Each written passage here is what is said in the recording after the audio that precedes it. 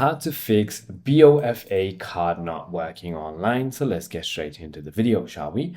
So the first thing you want to do is check your card details. Make sure that you enter the correct card number, your expiry date, your CVV, and your billing address, because even a small mistake can cause your card to be declined online.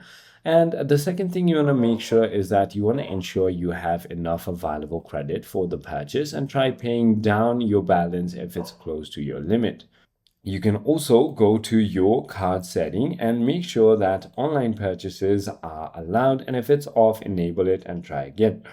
If that doesn't work, you want to also go ahead and check your alerts or security center for any restrictions or declined transactions. You may need to verify a recent transaction.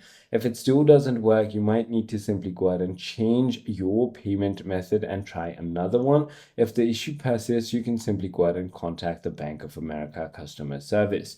I hope this video clarifies everything for you. If you have further more queries, feel free to comment down below, and I'll see you on the next one.